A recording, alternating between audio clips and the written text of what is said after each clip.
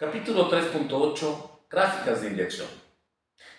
En este capítulo vamos a ver qué son las gráficas de inyección, cómo se usan, pero lo más importante es cómo se interpretan.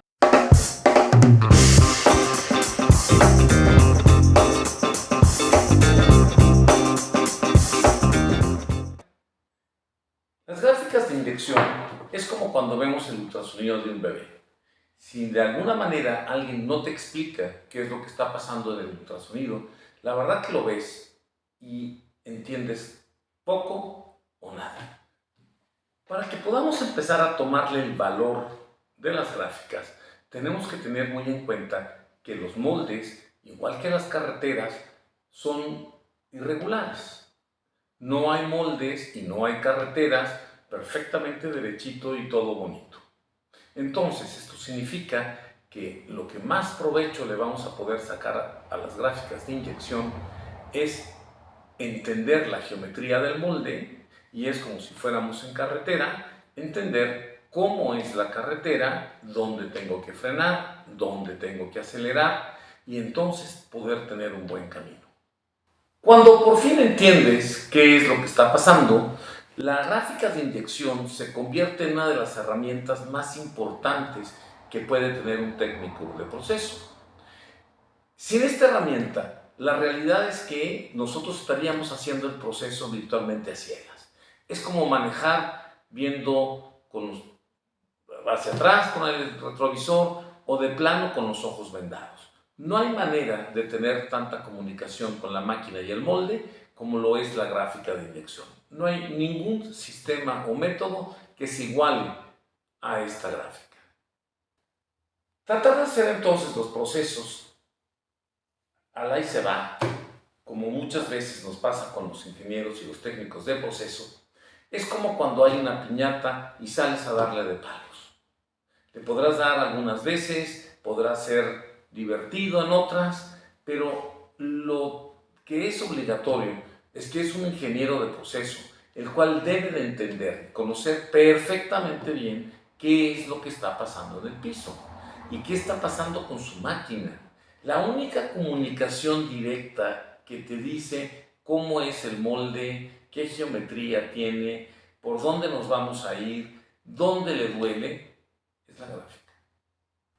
¿Y tú conoces las gráficas? ¿Las entiendes? ¿Qué tanto provecho le sacas a la herramienta más eficiente del proceso? Algo más que tenemos por decir de las gráficas de proceso es que son el equivalente a un gran GPS. Este GPS nos viene diciendo la geometría de la pieza y cómo va resintiendo el llenado. Si le va gustando, si va sufriendo y si nosotros de alguna manera estamos estresando el material para que nos generen entonces ráfagas y algún otro tipo de efectos de calidad que obviamente no son aceptados. Al entender la gráfica de proceso, nosotros podemos inmediatamente saber, antes de que abra el molde, si la pieza viene completa, si va a tener problemas de calidad, si la pieza tiene un rebote en el husillo o qué tipo de problemas va a tener. Entonces, resolver los problemas tenemos que hacerlos obligatoriamente desde el origen del problema. Las gráficas son una serie de curvas que nos van diciendo exactamente cómo se está comportando el proceso. Dependiendo de la marca y de la calidad o el nivel que hayamos comprado nuestra máquina, nos vamos a encontrar que las gráficas pueden tener desde normalmente un mínimo de 2 hasta 10 curvas en forma simultánea. Aunque como lo habíamos comentado, lo que más nos importa a nosotros son siempre al menos 5. La presión límite, la presión real, la velocidad teórica, la velocidad real y la posición del husillo. El resto de las curvas que podemos tener puede ser que nos ayuden, pero realmente no es lo que nosotros nos va a desentrañar el proceso como lo queremos. En la imagen podemos ver la gráfica de una máquina Sumitomo, la cual nos divide estas 10 curvas en dos. El primer grupo de 5 y el segundo grupo de 5. Como podemos ver en el detalle, Aquí tenemos las 5 curvas más importantes.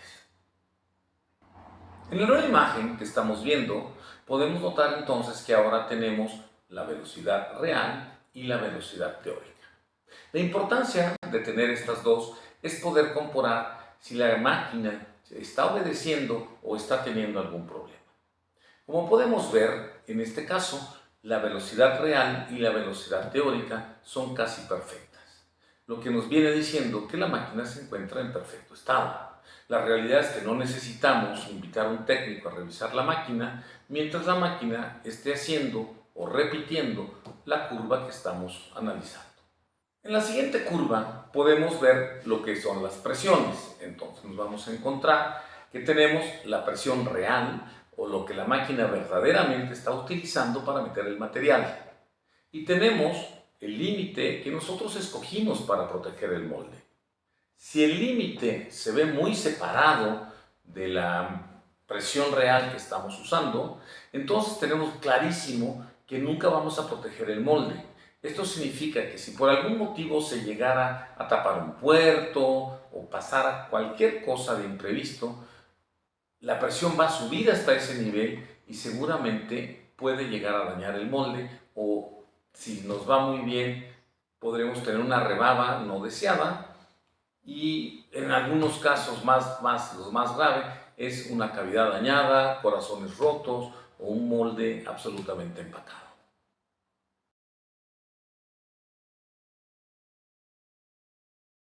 Nosotros podemos tener dos tipos de gráficas.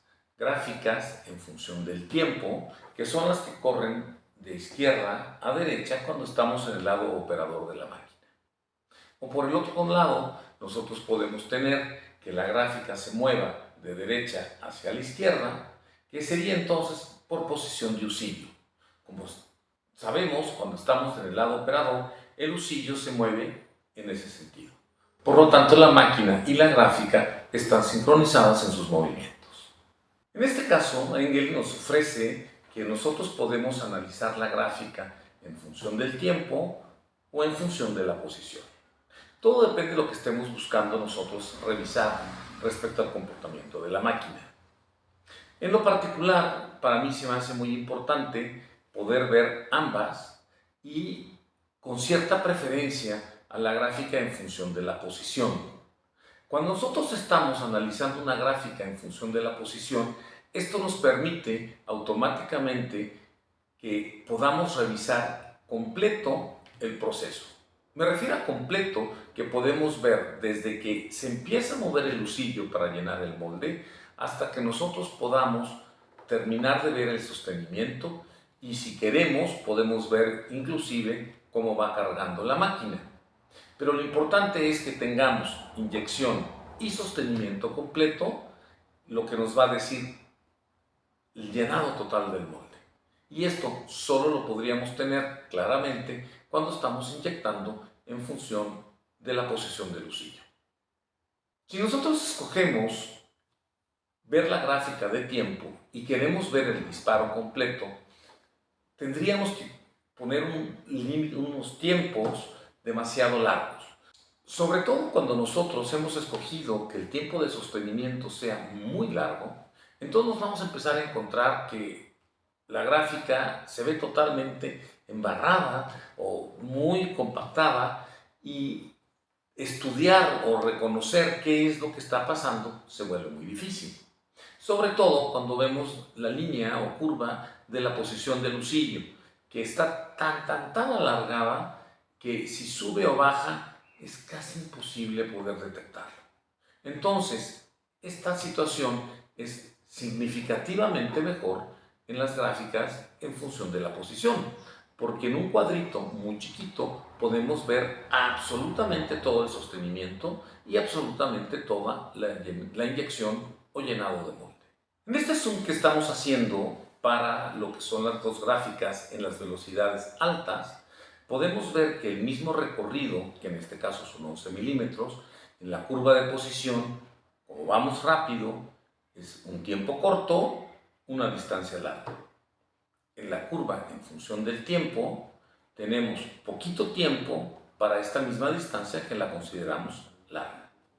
Si consideramos las curvas en las velocidades lentas, nos vamos a encontrar que la curva, cuando vamos despacito, pasa muchísimo tiempo y casi no avanzamos.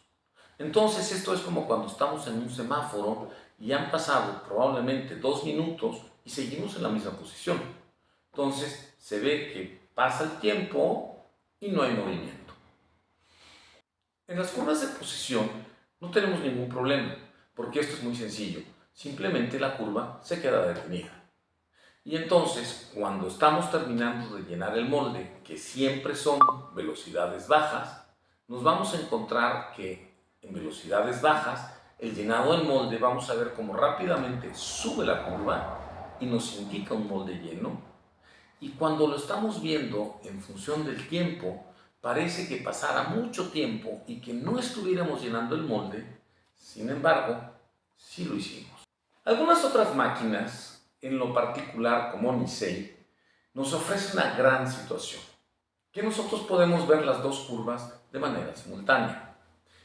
En la imagen que estamos viendo, podemos ver que nosotros escogimos que el tiempo, en vez de correr de izquierda a derecha, invertimos los valores y ahora nuestro cero quedó del lado derecho para que la gráfica se fuera moviendo de derecha a izquierda. En esta imagen podemos ver cómo se ve la gráfica de Engel cuando está en función de la posición de Lucillo. Algo muy interesante es que si vemos la curva anterior, nos vamos a dar cuenta que la curva de la posición de Lucillo está en un amarillo tipo mostaza. Sin embargo, si somos observadores, nos vamos a encontrar que este mismo amarillo lo vamos a encontrar ahora en los números de la escala.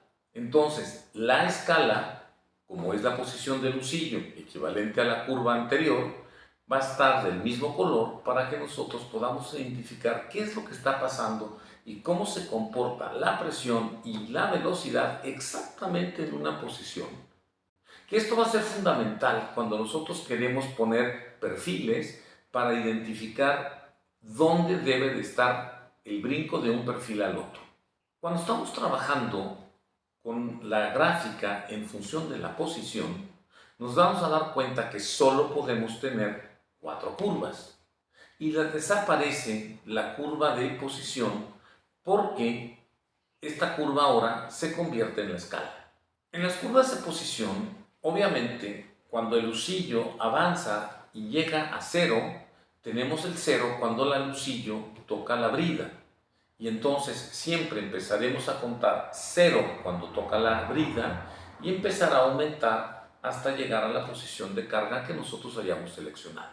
Bien, espero que les vaya gustando lo que estamos viendo y esto estará sucediendo frecuentemente y iremos completando muchísimos ejemplos para poder entender perfectamente qué es la gráfica de inyección, qué es lo que nos gusta de cada una y iremos aprendiendo cómo identifico todos los errores que acostumbramos cometer y no nos damos cuenta.